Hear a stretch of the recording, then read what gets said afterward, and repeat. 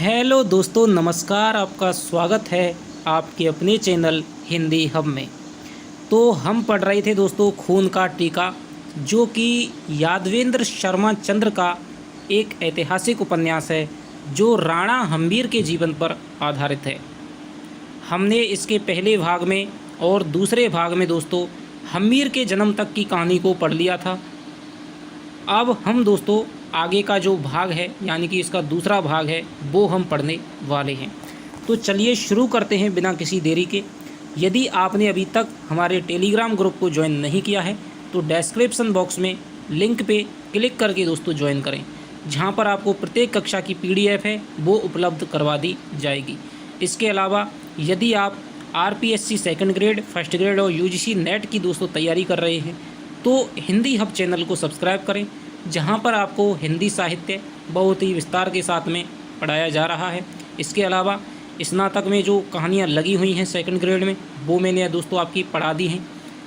और first grade के लिए दोस्तों अंतरा और अंतराल आरोह है भाग 2, वो भी दोस्तों आपकी कक्षा 12 की हो गई हैं।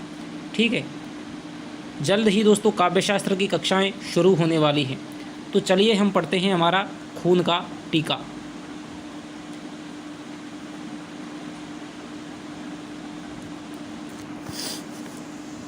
अरि सिंह के देहांत होने के समाचार से सारे चित्तौड़ में विषाद छा गया। यानी कि दोस्तों जो हम्बीर के जो पिता है अरि सिंह, ठीक है, जिसे अरसी कहते थे, तो उनका है अब देहांत हो गया है। लाखा जी व राणा जी के हृदय पर भी बड़ा आघात लगा, किंतु भगवती अभी और भी बलिदान चाहती थी। यानी कि युद्ध में उनका है वो निधन हो गया है, शहीद हो गए हैं। अब अजय सिंह जी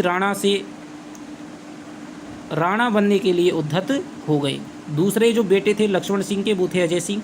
लाखा जी अपने अन्य पुत्रों की बजाय अजय सिंह से अधिक स्नेह करते थे। उसे राणा बनाने के लिए वे राजी नहीं हुए। वंश परंपरा की रक्षा और सिसोदिया कुल को सर्वनाश के पश्चात बप्पा रावल के पितृजनों को पानी देने वाला इत्यादि वाक्य सुनाकर उसे अपने से विचलित करा दिया। उन्होंने कहा कि भाई सबसे ज़्यादा उनसे मोह था लक्ष्मण सिंह का, अजय सिंह के साथ में प्यार करते थे सबसे ज़्यादा अपने पुत्रों में। तो उन्होंने कहा कि भाई सिसोदिया कुल को सर्वनाश नहीं होना है, तुम तो कम से कम बचे रहो, पानी देने वाला भी तो कोई चाहिए, तो तुम युद्ध में मत जाओ। लाखा जी ने बड़े साहस भरे स्वर में कहा, तुम जीवित रहकर चित्तौड़ के पुनरुद्धार का प्रयास करना। गुहिलौत, तो दोस्तों गुहिल कहलाते थे। गुहिलों की 2 शाखाएँ थी, एक आपकी सिसोदिया हो गई, एक आपकी रावल शाखा हो गई। ठीक है, वक्ष गुहिलौत वंश को वो पुनः प्रतिष्ठा दिलाना जो दीपक बुझ गया है उसे पुनः जलाना। तो ये संवाद है वो लक्ष्मण सिंह ने किससे कहे थे? अजय सिंह से कहे थे। अजय सिंह जो लक्ष्मण सिंह है वो सबसे ज़्यादा स्नेह किससे करते थे? अजय सिंह से करते थे। यहाँ पर 2 क्वेश्चन है वो बन रहे हैं। तब अजय सिंह गोपीनाथ मार्ग से कैलवाड़ा चला गया। वह चित्तौड़ को सदा सदा के लिए छोड़ करके चले गए। तो अजय सिंह है वो यहाँ से छोड़ करके कहाँ जाता है? गोपीनाथ मार्ग से कैलवाड़ा की तरफ चला जाता है। महासेनापति पवन सिंह आहत हो गया, अतः उसे भी अजय सिंह के साथ में भेज दिया गया। यानी कि वो भी दोस्तों आहत हो गया था, पहले दिन उसका है वो हाथ में चोट आई थी, तो उसे भी अजय सिंह के साथ में भेज दिया गया। इस प्रकार महाबली सिसोदिया वंशज सामंत लाखा जी ने अपने शेष पुत्रों को बारी बारी से राज्य सम्मान प्राप्त करा के जन्मभूमि की बलि वेदी पर न्यौछावर कर दिया। उनके सभी पुत्रों ने अपने शौर्य के विशेष उदाहरण छोड़े। राणा जी और लाखा जी ने 12 दोस्तों इनके पुत्र थे, 2 तो चले गए, लगभग इन्होंने 10 पुत्रों का। तो ये जो सूची है दोस्तों वो अलग अलग इतिहासकारों के अनुसार अलग अलग संख्याएं मिलती हैं। ठीक है, मैंने आपको बताया कि भाई इन्होंने 7 पुत्रों के साथ में अपनी बलि दी थी, तो वो भी सही है। ठीक है, लेकिन अलग अलग है, वो अलग अलग बताते हैं। यहाँ पर जो है ये साहित्य है दोस्तों, इसमें ऐतिहासिकता को कम, काल्पनिकता को भी प्रधानता दी जाती है। ठीक है, तो आपसे ऐसा क्वेश्चन नहीं बनेगा कि कितने पुत्रों ने बलि दी। ठीक है, आप इस पर निश्चिंत रहिए। राणा जी और लाखा जी ने जब इतनी बड़ी आहुतियों के बाद भी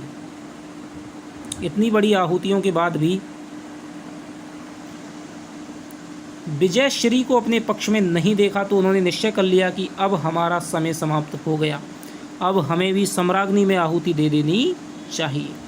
युद्ध के संकेत विपरीत चल रहे थे, विजय की कोई आशा नहीं दिख रही थी। तब सभी दरबारों एवं सामंतों ने केसरिया बाना पहनकर अंतिम बार प्रबल आक्रमण करने का निश्चय किया।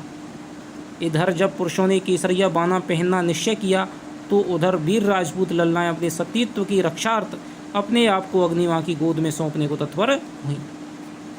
तो दोस्तों अंतिम बार इन्होंने सोचा कि भाई अब कोई विकल्प नहीं बनाए, अब स्वयं लाखा रतन सिंह सारे के सारे युद्ध में जाएंगे और अंतिम बार है वो ढंग से जोश के साथ में हम लड़ेंगे।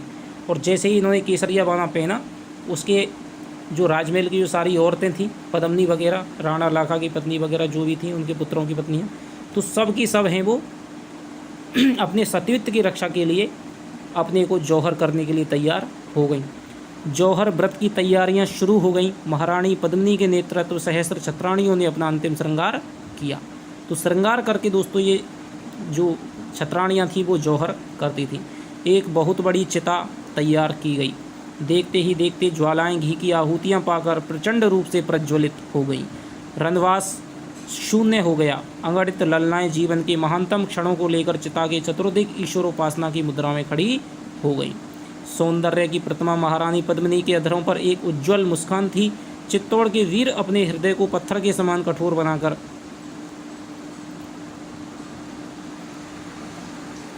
इस भयंकर किंतु गौरवशाली जौहर व्रत को देख रहे थे। हृदय विदारक संगीत प्रारंभ हुआ। चित्तौड़ की प्राचीरों को कांपती हुई ज्वाला और उग्र हुई। सर्वप्रथम चित्तौड़ की अधिष्ठात्री पद्मिनी ने आग का आलिंगन किया। तो सबसे पहले किसने किया था? पद्मिनी ने। तत्पश्चात आपसे दोस्तों यदि ये बात दे करके पूछा जाए कि खून के टीका नामक उपन्यास के आधार पर बताइए कि सबसे पहले किसने जौहर किया था, तो पद्मिनी ने किया था। उसके अलावा उसने सबने किया था फिर। और लक्ष्मण सिंह के कितने पुत्रों ने बलिदान दिया था, तो 10 पुत्रों ने दिया था। चित्तौड़ की सभी ललनाएं उन लपटों में कूद गईं।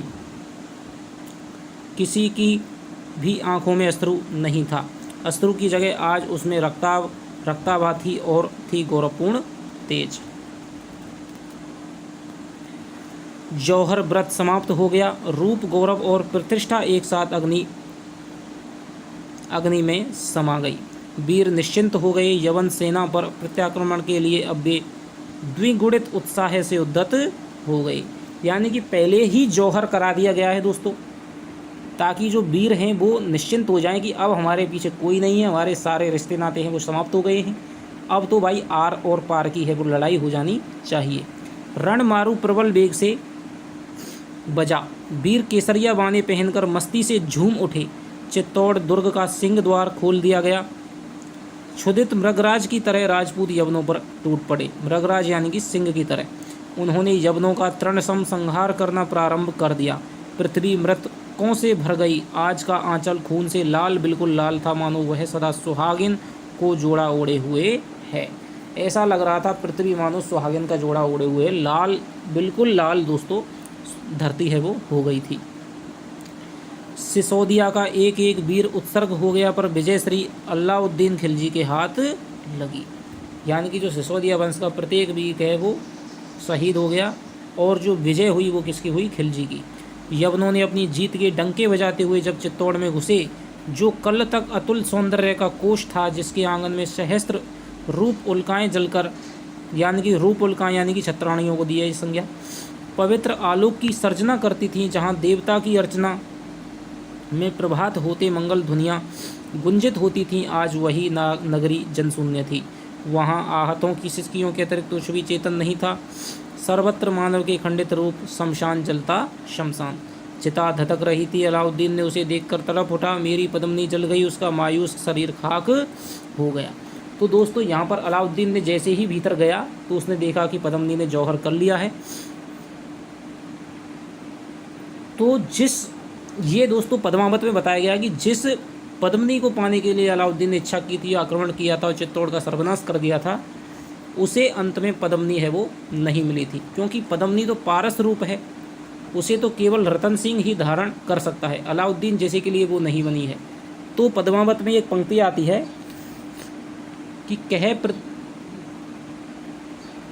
कि दीन उठाई लीन एक मुट्ठी, कह पृथ्वी छार भर मुट्ठी। यानी कि पद्मिनी ने मुट्ठी भर धूल को उठा करके कहा कि भाई उसको, मतलब पद्मिनी उसके लिए क्या है? धूल के समान है, छार भर धूल के समान है। तो अलाउद्दीन के लिए वो धूल ही साबित हुई, राख ही साबित हुई, अलाउद्दीन को कभी भी प्राप्त नहीं हो पाई।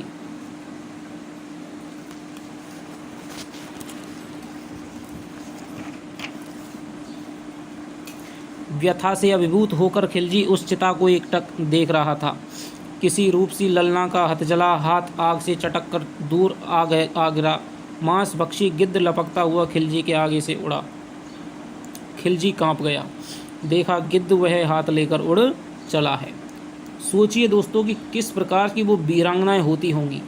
चलो आदमी की तो मान लिया जाए कि युद्ध में सामने वाला आदमी लड़ रहा है तो उसके जोश में वो शहीद हो जाते थे, ठीक है, वीर गति को प्राप्त कर जाते थे।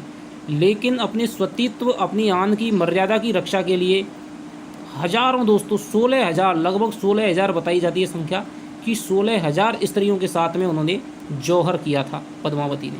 तो सोचिए वो क्या मंजर रहा होगा उस समय की, और उन नारियों के अंदर दोस्तों कितना उत्साह है, कितना दृढ़ निश्चय और कितना आत्मविश्वास रहा होगा कि जिंदा आग में दोस्तों जल करके मर जाना, ये दोस्तों कोई हंसी का खेल नहीं है।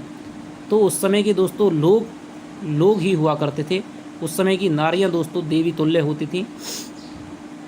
आज तब की और आज की स्थिति में दोस्तों यही अंतर कितना देखने को मिलता है पुरुष और नारी दोनों में।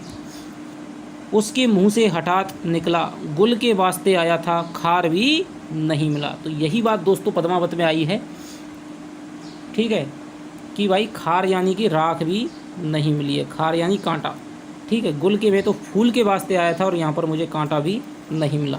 दिल की हविस धुआं बनकर घुमट रही थी। यकीनन चित्तौड़ की बहार यहाँ के लोग अपने साथ ले गए।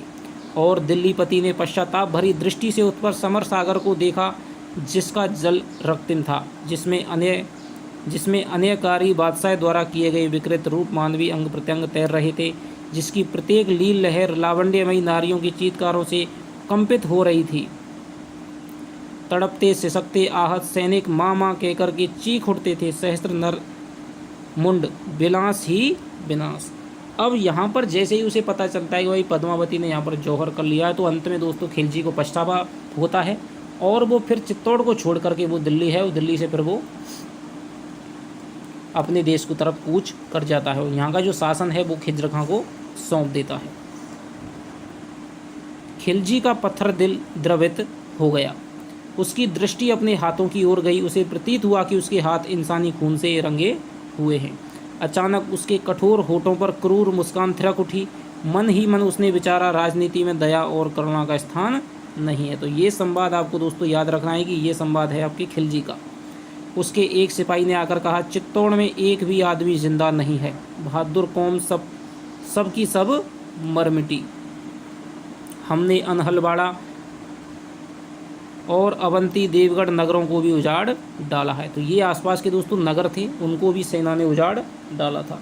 खिलजी ने थोड़ी चहलकदमी की। ओ राक्षस! एक अत्यंत वृद्धा आहत सैनिक के मध्य से प्रकट हुई। झुर्रियों से उसका सारा मुंह भरा हुआ था। नेत्रों में लाल चिंगारियां दीप्त हो रही थीं। विकृतियों की कई रेखाएं एक साथ उसके चेहरे पर दौड़ी। खिलजी विस्मित सा उसे देखने लगा। बुढ़िया बोली, रक्त पिपासु, रक्त के प्यासे, संभाल अपना चित्तौड़। जो कल वीरों की लीला भूमि थी, आज वह मरघट है। ओ नरकीट, आज अपनी आंखों से इस हंसते गाते देश को देख। अब यह चित्तौड़ हमारा नहीं है, तुम्हारा है। देखो, इसे बड़े यत्न से रखना। यह लाल खून से डूबी धरती तुम्हें बड़ा वरदान देगी। ये खंड खंड राजमहल, ये टूटे फूटे देवालय, ये ध्वंस विध्वंस गढ़ कंगूरे किसी दुष्ट की ही शोभा बन सकते हैं। आगे बढ़ युद्ध पिपासु, लगा इन्हें गले और जोर का अट्टहास करके कहे, मैंने चित्तौड़ जीत लिया। तो ये एक वृद्धा है, वो कहती है, ओ वासना के देवता, तूने एक स्त्री के लिए सहस्त्रों का सुहाग छीन लिया। तो ये दोस्तों खिलजी की ये एक अधिकार लिप्सा थी पद्मिनी को पाने की और चित्तौड़ पे विजय करने की। इसके लिए दोस्तों कितना बड़ा नरसंहार हुआ ये आप देख सकते हैं। मेरी उस बहू को छीन लिया जिसके विवाह की मेहंदी भी फीकी नहीं हुई थी। उस पुत्र को छीन लिया जिसकी बाहुओं में उन्मत्त वैभव सांस भी नहीं लेने पाया था। ओ दुराचारी, गौरव और सुख हिंसा से नहीं मिल सकते, उसके लिए प्यार चाहिए, प्यार। तो ये दोस्तों वृद्धा का कथन है। मुझे छूना मत, मेरे लिए यह अग्नि माँ के समान है। मुझे इसी की गोद में चिरनिद्रा लेनी है। हत्यारे एक बात को ध्यान से सुन, संसार में यदि कोई वस्तु अमर है तो मृत्यु, मौत ही अमर है, एक दिन तुम्हें भी मिट्टी में ही मिलना है। वृद्धा स्वप्न की झलक दिखाकर चिता में कूद पड़ी। खिलजी पागल की तरह चीखा, पकड़ो इस जुबान दराज को, पकड़ो, इसकी गर्दन काट दो।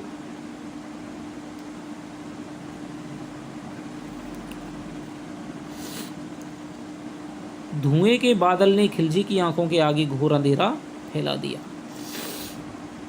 तो ये दोस्तों वृद्धा का संवाद आता है, खिलजी का पश्चाताप है इसमें दिखाया गया है, और वृद्धा है उसको धिक्कारती हुई है वो अग्नि में कूद पड़ती है। अब अजय सिंह कैलवाड़ा के पर्वतीय प्रदेश में निर्वासित प्राणी का जीवन यापन करने लगा। अब यहाँ पर आ जाता है लक्ष्मण सिंह का दूसरा बेटा अजय सिंह। मेवाड़ की पश्चिमी दिशा की ओर अरावली पर्वतमाला की तलहटी में शेरोमल नाम का एक समृद्धशाली नगर है, उसी की चोटी पर केलवाड़ा स्थित है। यहीं पर अजय सिंह रात दिन पराधीन चित्तौड़ के स्वतंत्र होने की सपने देखने लगे। यवनों ने चित्तौड़ को कुछ दिन अपने अधीन रखा, बाद में उन्होंने जालौर के चौहान मालदेव को सौंप दिया। तो ये दोस्तों मालदेव चौहान खिद्र खां को नियुक्त किया था, यहाँ का दोस्तों अधिपति है वो खिलजी ने, ठीक है, और वो दिल्ली चला गया। उसके बाद में खिद्र खां की मृत्यु हो गई, उसके बाद में खिद्र खां ने मालदेव चौहान को वो सौंप दिया था। इधर भील और धाड़ेती सरदार मूजा बालेचा उन्हें तंग कर रहा था, यानी कि जो अजय सिंह है उसको भील और धाड़ेती सरदार मूजा बालेचा है वो उन्हें तंग कर रहा था। यह मूजा बालेचा राजपूत था जिसका काम डांके डालना था, बड़ा ही पराक्रमी और निर्दयी था। अजय सिंह सर्वप्रथम उसका ही काम तमाम करना चाहते थे। यह दुष्ट प्रकृति का पराक्रमी था और अजय सिंह का हाथ पांव संभालने का मौका नहीं दे रहा था। अजय सिंह ने अपने दोनों बेटे अजीत सिंह और सुजान सिंह को भी मूजा बालेचा का गर्दन काटकर लाने के लिए उत्साहित किया, किंतु वे सफल ना हो सके, इसलिए उन्हें अत्यंत निराशा हुई। तब उन्हें अरसिंह जी के बातों की स्मृति हो आई। वे चाहते थे कदाचित अरसी का पुत्र आतताई को यमलोक पहुंचाए। तो अरसिंह के जो पुत्र थे यानी कि राणा हम्मीर की है वो उन्हें स्मृति हो आई, यमलोक पहुंचा दे। अंत में अजय सिंह ने हम्मीर को बुलवाने का निश्चय किया। हम्मीर अपनी विधवा माता देवी के संरक्षण में ऊनवा गांव से एक युग व्यतीत कर चुका था। उसने मल्लखम, कुश्ती, तलवार चलाना, तीर कमान छोड़ना, अश्वारोहण, शास्त्रों को पढ़ना इत्यादि कलाओं में निपुणता प्राप्त कर ली थी, यानी कि सब 16 कलाओं में दोस्तों ये निपुण है वो हो गया था। वह हटीला एवं कुशाग्र बुद्धि वाला तेजस्वी,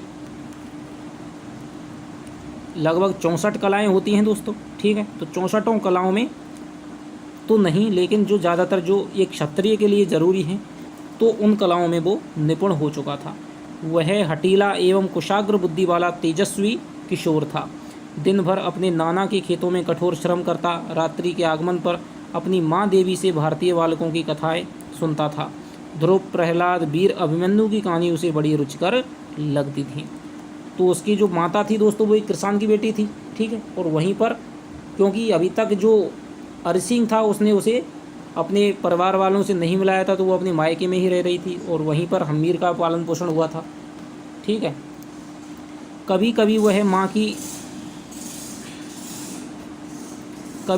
माँ के दुखी होने पर पूछ बैठता था, माँ मैं अपने काका के घर कब जाऊँगा, मेरे काका सा कहाँ हैं। देवी मौन हो जाया करती थी, उसके नेत्र भर आते थे। बेटे के इस प्रश्न पर उसे अरसी की याद हो आती थी। तब उसका मन वेद नामों में डूब जाता था। वह अपने दुर्भाग्य पर 8 आंसू रो दिया करती थी। उसने ना दशरथ सा ससुर, ना कौशल्या सी सास और ना भरत लक्ष्मण से देवरों को ही देखा था। भाई ससुर भी मर गया, सास भी मर गई और जो देवर थे यानी कि सारे जो लक्ष्मण सिंह के जो पुत्र थे, हरि सिंह के छोटे भाई, वो भी सारे मर गए थे। अब केवल कौन बचा था, अजय सिंह बचा था। उसने पीले हाथ करके कभी ससुराल में चरण ही नहीं रखा। वह हतवागी है, बिल्कुल हतवागी। माँ तू रोती है, हम्मीर माँ को स्नेह से पूछता। माँ ममता से भर उठती, रोती कहाँ हूँ बेटे, सोच रही हूँ कि तुम अपने दादा सा, काका सा, पिताश्री का प्रतिशोध कब लोगे। अपने पूर्वजों का गिन गिन कर बदला लूँगा। मैं चित्तौड़ का राणा अवश्य बनूंगा माँ, अपने देश को मुक्त कराऊंगा। हम्मीर के हाथ की मुट्ठियाँ बंध जाया करती थीं और देवी की छाती गर्व से फूल जाती थी। सोने में सुहागा हो गया। हम्मीर की लालसा दिन प्रतिदिन चित्तौड़ को स्वतंत्र कराने के लिए प्रबल हो उठी। वह अपने चाचा से मिलने के लिए तड़प उठा। जब उसकी तड़प अपने चरमोत्कर्ष पर पहुंची तभी चाचा का दूत उसके पास आया और उसने सारा हाल सुनाया। हम्मीर ने गुस्से से आकर कहा, मुंजा वाले चा, मैं उसकी गर्दन धड़ से अलग कर दूंगा। माँ देवी यह सुनकर फूल सी खिल उठी। मुझे तुमसे ऐसी ही आशा थी बेटे, तुम जरूर राणा बनोगे, तुम अवश्य अपने शत्रुओं का दमन करोगे। विदाई के समय ऊनवा के सभी लोगों की आंखें भर आईं। तो ये दोस्तों उसकी अरिजीत सिंह की जो ससुराल थी वो कहाँ थी? ऊनवा, ठीक है। यानी कि राणा हम्मीर की आपसे ननिहाल पूछा जाए तो वो ऊनवा गांव था। हम्मीर के साथी उससे गले मिल मिल कर रो रहे थे। वृद्धजन व्यथा से तिरोहित होकर कह रहे थे, आज गांव का रखवाला जा रहा है। देवी की दशा बड़ी विचित्र थी। सुख दुख, गौरव, आशंका, उत्साह, भय, विपरीत भावों का मिश्रण उसकी दृष्टि में नाच रहा था। हम्मीर ने भारी मन से माँ के चरण स्पर्श किए। देवी ने ममता से उफनकर हम्मीर को छाती से लगा लिया। वर्षों के बाद उसकी आंगिया दूध से भर आईं। विकट परिस्थिति के कारण वह अपने बेटे के साथ नहीं जा पा रही है। एक दिन वह अर्शी से अलग हुई थी और आज वह अर्शी की निशानी को भी अनिश्चित काल के लिए छोड़ रही है। पता नहीं भविष्य में वह उससे मिलेगी या नहीं। चित्तौड़ के चतुर्दिक जो झंझावात उठ रहे थे, ऐसी स्थिति में किसी के प्राणों को भी किसी समय खतरा उत्पन्न हो सकता है। फिर भी वक्तव्य को पूर्ण करना था। देवी ने हम्मीर को आशीर्वाद दिया और हम्मीर ने दबदबाई आंखों से माँ के लिए अंतिम दर्शन किए। हम्मीर के पवित्र तेजस्वी व्यक्तित्व को देखकर चाचा बड़े प्रसन्न हुए। उसका गौरव में विशाल ललाट, आजानुबाहु, चौड़ा बक्षस्थल और खंजन से वांके नेत्र, चाचा पर उन सबका अत्यंत प्रभाव पड़ा। चाचा के चरण स्पर्श के पश्चात हम्मीर ने इतना ही कहा, क्या हुक्म है। स्थान स्थान पर हुए अपमान की तीव्र ज्वालाओं के दग्ध हृदय को जब विगत दारुण वेदनाओं का अनुभव हुआ तब चाचा अवश्य अधीर हो उठे। शब्द गले में ही अटक कर रह गए, केवल नेत्र भर आए। चाचा को इतना निश्चिंतित देखकर हम्मीर बोला, आप चिंता ना कीजिए काका साहब, मैं स्वदेश अनुराग का महामंत्र लेकर अपनी जन्मभूमि के बंधनों को काटूंगा, आप मुझे आज्ञा दीजिए। तो ये संवाद आपको दोस्तों याद रखना है। किसने कहा था जन्मभूमि के बंधनों को काटूंगा? तो ये आपके कहा था आपके हम्मीर ने। हम्मीर के आपको 4 संवाद दिए जा सकते हैं और कहा जा सकता है कि इनमें से कौन सा संवाद नहीं था, तो वहाँ पर भी आपको दोस्तों छांटना है। तो हम्मीर के संवादों का आपको विशेष ध्यान रखना है। चाचा गंभीर हो गए पल भर के लिए। और ये दोस्तों उपन्यास पहली बार लगा है तो इसमें से आपको सरल क्वेश्चन ही आपसे पूछा जाएगा। पल भर के लिए उसका पितृत्व उमड़ आया। उसके सामने एक अधगला फूल था। अधूरी अभिलाषाओं से उद्वेलित अंतर, वे दुर्बल हो गए। वे कुमार को मृत्यु से युद्ध करने के लिए नहीं भेज सकते। वे हठात बोले, अभी समय नहीं आया है। समय की प्रतीक्षा में अवसर चले जाते हैं काका साहब, असमय का प्रयास जीवन में असफलता देता है। तो ये आपका कथन है अजय सिंह का। सांप के बेटे का काम काटना होता है, मुझे शत्रु को परास्त करने की आज्ञा दीजिए, परिणाम की चिंता को छोड़िए। तो ये कहता है आपका हम्मीर कहता है। अंत में विवश होकर चाचा बोले, गोंडवाड़ का डाकू मुंजा वालेचा। तो मुंजा वालेचा कहाँ का था? गोंडवाड़ का डाकू था। गोंडवाड़ प्रदेश किसे कहते हैं दोस्तों? सिरोही का जो क्षेत्र है उसे गोंडवाड़ क्षेत्र कहते हैं। मुंजा वालेचा हमारे संगठनों के लिए अत्यंत घातक सिद्ध हो रहा है। जब तक उस व्यक्ति को ठिकाने नहीं लगाया जाएगा तब तक हमें किसी भी काम में सफलता नहीं मिल सकेगी। तुम्हारे दोनों भाई अजीत सिंह और सुजान सिंह, यानी कि ये दोनों इसके किसके पुत्र हैं? अजय सिंह के पुत्र हैं, अजीत सिंह और सुजान सिंह। उसको मारने में असफल ही नहीं बल्कि उससे स्वयं हार गई। अतः लाचार होकर मुझे तुम्हें बुलाना पड़ा, क्योंकि हमें चित्तौड़ को पुनः प्राप्त करना ही है। आप निश्चिंत रहिए, आपकी आशा को मैं पूर्ण करूँगा। तो ये बात है वो कहता है। शाबाश, मैं मुंजा वालेचा के गांव जा रहा हूँ। या तो मैं उसकी गर्दन धड़ से अलग करके आपके चरणों में लाग रहूँगा, अन्यथा स्वयं को बलिदान कर दूंगा। तब हम्मीर तब हम्मीर अन्य शस्त्रों से सज्जित होकर मुंजा वालेचा के संहार हेतु चलने को उद्यत यानी कि तैयार हुआ। एक बार पुनः चाचा के चरण स्पर्श करके कहा, आऊँगा तो बालेचा का सिर लेकर ही, अन्यथा नहीं। चाचा ने 2-3 विश्वस्त सरदारों को उसके साथ रहने के लिए कह दिया, जिसमें पवन सिंह भी साथ था। पवन सिंह वही है दोस्तों जो उस युद्ध में, खिलजी के वाले युद्ध में सेना नायक था, जो कि अजय सिंह के साथ में आ गया था। तो यहाँ पर दोस्तों है वो चल देता है।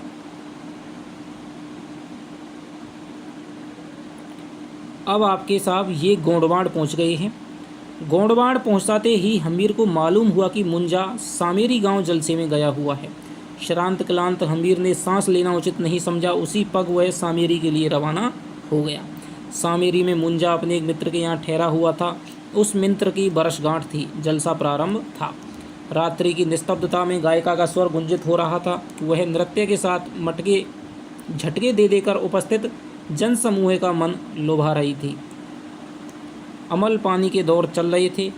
लोग उन्मत्त में झूम रहे थे, वाह वाह कर रहे थे। अश्व के आगमन का संदेह होते ही मुंजा वालूचा के कान खड़े हो गए। उसने गायिका की ओर से अपना ध्यान हटाकर अपने साथी की ओर दिया। उसका साथी उठ खड़ा हुआ। बाहर से आकर उसने धीरे से कहा, कोई पाहुना है, राजपूत है। वेशभूषा से वह राजसी सामंत का पुत्र लग रहा है, उसे आदर से बिठा दो। हम्मीर भी जलसे में सम्मिलित हो गया। धीरे धीरे उसने अपने पड़ोसी से यह जान लिया कि मुंजा कौन है। मुंजा ना हत्या जवान, काली दाढ़ी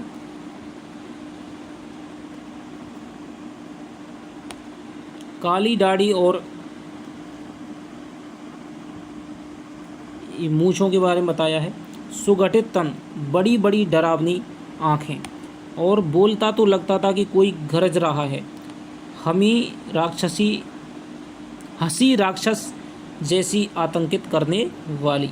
रात भर जलसा चलता रहा। अंत में मुंजा वालेचा उठा, हम्मीर के पास आया। उसे अमल पानी करने की विनती की। हम्मीर ने उसकी आब भगत को अस्वीकार कर दिया। मुंजा ने नाम धाम पूछा। हम्मीर ने सत्यवादी की तरह अपने कुटुंब का परिचय दिया। परिचय सुनते ही मुंजा की रग रग में बिजली कौंध गई। भगिमा को कठोर कर वह अधिकार भरे स्वर में बोला, और तुमने इतना साहस कर लिया? हम्मीर ने निर्भयता पूर्वक उत्तर दिया, राजपूत का धर्म ही साहस करना है। शत्रु से प्रतिशोध लेना उसका कर्तव्य होता है। तो ये आपका कहता है हम्मीर। जलसे में इन दोनों की गर्जना से सन्नाटा छा गया। सब एक दूसरे की मुंह ताकने लगे। मुंजा उछलकर खड़ा हो गया। हम्मीर सावधान होकर निरीक्षक की दृष्टि से मुंजा को देखने लगा। हम्मीर अस्त्र शस्त्रों से सज्जित था और मुंजा वालेचा अपने कमरबंद को कसने लगा। नर्तकी एक कोने में अपने उस्ताद को पकड़े खड़ी थी। 2 अन्य सरदारों ने आगे बढ़कर हम्मीर को पकड़ना चाहा, किंतु मुंजा ने उन्हें मना कर दिया। वह वीर था, किसी शत्रु को चक्र में फंसाकर मारना उसके धर्म में नहीं लिखा था। अतः उसने हम्मीर के समीप आकर पूछा, क्या चाहते हो बालक? हम्मीर को अपने लिए बालक संबोधन अच्छा नहीं लगा। वह गुस्से में भरकर बोला, वीर का क्या छोटा और क्या बड़ा। मुंजा की विशाल देह समक्ष हम्मीर बालक ही लगता था। मुंजा के मित्र ने आकर कहा, व्यर्थ में अपने प्राणों को गंवाने से क्या लाभ है, तुम चले जाओ। हम्मीर दृढ़ता से बोला, लाभ हानि देखना व्यापारियों का काम है, मैं अपनी बात का निर्णय करके ही जाऊंगा। उसका तन कांप रहा था। एक गोपद शिखा वाले ब्राह्मण ने बढ़कर कहा, कुमार आवेग से नहीं किंचित नीति बुद्धि से कार्य कीजिए। भाई मुंजा है, उसके बारे में सबने सुन रखा था, उसकी वीरता है सबने देख रखी थी, भारी उसका तन था। जबकि हम्मीर है वो एक अभी पे किशोर ही अवस्था में था। ठीक है, तो सबने उसको समझाने का प्रयास किया, भाई आवेग से नहीं, आप कम से कम नीति बुद्धि से कार्य कीजिए। हम्मीर ने कहा, मैं पूर्व निश्चय कर चुका हूँ, मैं मुंजा से द्वंद्व युद्ध करूँगा ही। जलसे में हंसी का फव्वारा छूट पड़ा। भयभीत नर्तकी भी हंसे बिना ना रह सकी। उसका सेवक, जिसकी चाल से स्पष्ट लक्षित होता था कि वह हिजड़ा है, विचित्र अदा से आगे बढ़ा और जनानी आवाज़ से बोला, अरे भाई, इस उम्र में क्यों लड़ता भिड़ता है, चल मुझसे ब्याह कर ले। जलसे में अट्टहास गूंज पड़ा। हम्मीर क्रोध आवेश में चिल्ला पड़ा, चुप हो जाओ, क्यों इस हिजड़े के साथ दांत निकाल कर वीरों की सभा को अपमानित कर रहे हो।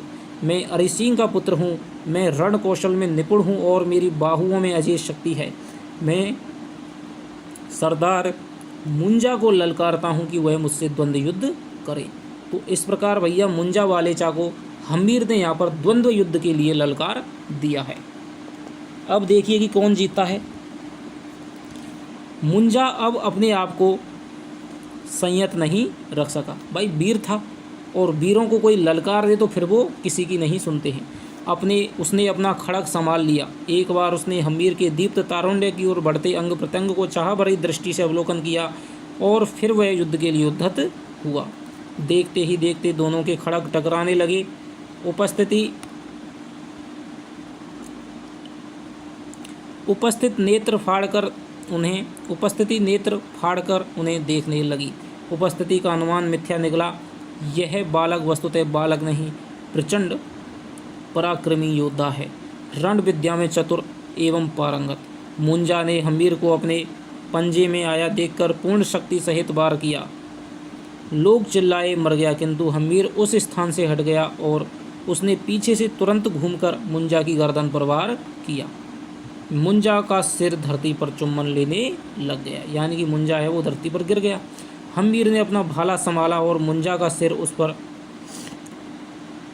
उस पर लटका कर उस पर आरूढ़ हो गया। फिर एक लिंगेश्वर की जय बोलता हुआ यह द्रुत गति से चाचा को यह सुख संवाद सुनाने हेतु पवन वेग से धावित हुआ। अजय सिंह अधीर थे, उसकी आंखों में निद्रा उड़ गई थी। बार बार वे अपने सरदार चेतन सिंह से पूछ उठते थे क्या घोड़े की टापें सुनाई पड़ रही हैं।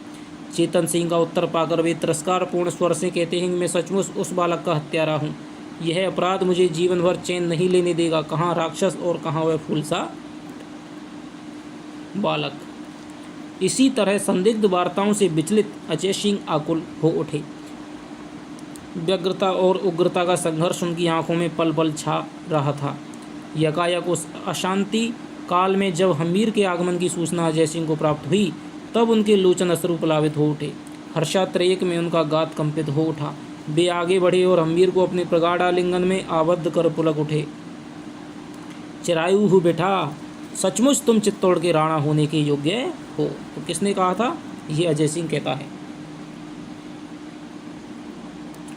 हम्मीर के रूप की धवलता में प्रशंसा की अतिरेकता ने रक्तिमा दौड़ा दी। वह श्रद्धा से चाचा के चरण स्पर्श करता हुआ बोला, आपकी मनोकामना पूर्ण हुई। फिर उसने अपने आप को भाले पर लटका मुंजा वालेचा का सिर उतारकर उनके चरणों में भेंट कर दिया। आपके अपमान का बदला पूरा हो गया, अब आप शांति से अपना कार्य संपूर्ण कीजिए।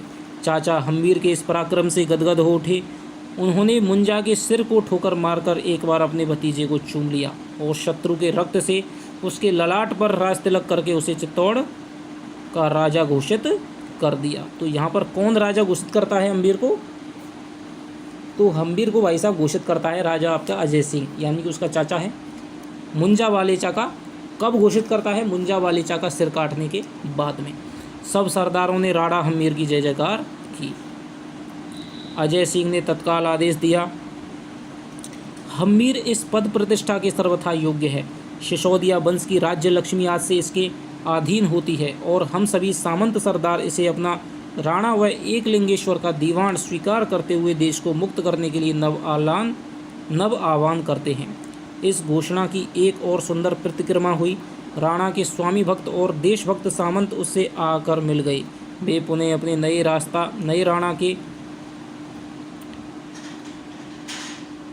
राणा की छत्र छाया में अपना पौरुष और पराक्रम दिखाने के लिए आतुर हो उठे। पर इस घोषणा से अजय सिंह के दोनों पुत्र अजीत सिंह और सुजान सिंह रुष्ट हो गए कि भाई हमारा पिता है और हमको उसने राणा नहीं घोषित किया, बल्कि इसने तो हमारे इस भाई का जिसका अब तक कुछ पता ही नहीं था उसको कैसे राणा बना दिया। उन्हें मार्मिक आघात लगा। फलस्वरूप अजीत सिंह अल्पकाल में ही घुट कर मर गया और सुजान सिंह दक्षिण की ओर चला गया। तो अब दोस्तों जो चित्तौड़ का एकमात्र अधिकारी है वो राणा हम्मीर है, वो रह गया है। भाई और तो कोई पुत्र है वो जीवित बचा नहीं है। अजय सिंह ही बचा था, उसके दो पुत्र हुए थे। अजय सिंह है वो मर गया, अजीत सिंह वो मर गया और जो छोटा पुत्र है वो दक्षिण की तरफ चले गया। अब एक ही बचा है आपका राणा हम्मीर। इन सभी घटनाओं से हम्मीर चिंतित नहीं हुए। जो जाना चाहते हैं वे जाए, हम्मीर ने किसी को नहीं रोका। किंतु चित्तौड़ का राणा जो घोषित होता था उसे एक रस्म अदा करनी पड़ती थी। पितृ सम्मान की प्राप्ति की प्रसन्नता में राजपूत नरेश अपने सामंतों एवं सरदारों को समीप शत्रु राज्य पर आक्रमण किया करते थे। यदि चतुर्दिक शांति का साम्राज्य होता अथवा नरेश का सर्वत्र अधिकार होता, तब भी नया शासक इस प्रथा का अंत नहीं करता। सुजान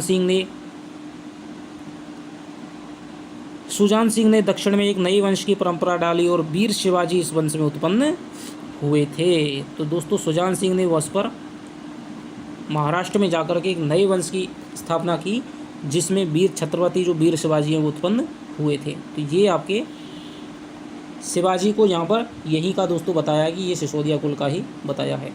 वह अभिनय मात्र द्वारा इस प्रथा को पूर्ण करता था। हम्मीर को मुंजा वालेचा के साथियों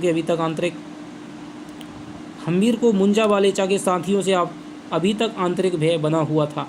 पता नहीं वे निर्भय दुष्ट प्रवृत्ति के लोग कब हम्मीर को छल बल से देवलोक पहुंचा दें। अतः उसने टीका दौड़ की प्रथा का केंद्र उसके दुर्ग को ही बनाया। बालेचा का गढ़ दुर्ग गिरी था सेलिया। बालेचा का गढ़ गिरी दुर्ग था, सेलिया दुर्ग कहते हैं। वहीं से अपराधी मनोवृत्तियों का जन्म होता था और फिर अपराधी मनोवृत्ति के प्रति धाड़ेती लोग शांति प्रिय जनता पर भीषण अत्याचार करके उनका जीवन सुलगती लकड़ी सा कर देते थे। हम्मीर ने निश्चय किया कि वह उस गिरी दुर्ग को ध्वंस करके मुंजा वालेचा की शेष शक्ति को ही समाप्त कर देगा। उसने अपने सामंतों एवं सरदारों को एकत्रित किया, उनके समक्ष अपनी इच्छा व्यक्त की। सरदार लोग उसके इस दुस्साहस पर विस्मय विमुग्ध हो गए। बोले, वह दुर्ग वीहड़ जंगलों से घिरा हुआ है और वहाँ तक पहुँचना सहज नहीं, असंभव, और नहीं शब्द से मुझे श्रद्धा और विश्वास दोनों नहीं है। यानी कि मैं नहीं और असंभव शब्द है वो मेरी डिक्शनरी में नहीं है, ये राणा हम्मीर ने कहा। तो राणा हम्मीर का ये संवाद है। श्रद्धा का प्रश्न नहीं है, प्रश्न है अभी हमें हर कदम देखभाल कर उठाना है। चारों ओर से मेवाड़ शत्रुओं से घिरा हुआ है। हमारे पास हाथी घोड़े अस्त्र शस्त्र कुछ भी नहीं है। हम्मीर की आंखों के डोरे तन गए। वह बोला, जिनका जीवन सदा तलवार की नोक पर रहता है, जिनके पूर्वज बदन के छलनी होने के बाद भी रणभूमि के शत्रुओं से लोहा लेते रहे, उनके वंशज ऐसे बोल रहे हैं। मृत्यु को जीवन समझने के बाद भी आपकी वाणी ऐसी भाषा का प्रयोग कर रही है। ओहो, हमारी इन बाहुओं को क्या हो गया है जो महाबली हाथियों के पथ को रोक दिया करती थी। ये बात है वो सामंतों सरदारों में जोश भरने के लिए राणा हम्मीर है वो कहता है। हम्मीर के ओजस्वी भाषण से सारे सामंतों एवं सरदारों में जोश भर उठा। उन्होंने तय किया कि टीका दौड़ की प्रथा की अदायगी मुंजा वालेचा के दुर्ग और मित्रों के विनाश से ही करनी चाहिए। तो यहाँ पर दोस्तों ये आपका अब मुंजा वालेचा की जो दुर्ग है, सेलिया का दुर्ग है, वहाँ पर अब आक्रमण होगा। इससे आगे की जो कहानी है, आपको आशा है कि आपको मज़ा आ रहा होगा उपन्यास को पढ़ने में। एक बात बता दूं दोस्तों, आपको पूरा का पूरा उपन्यास है वो एक ही दोस्तों रिदम में पढ़ना है।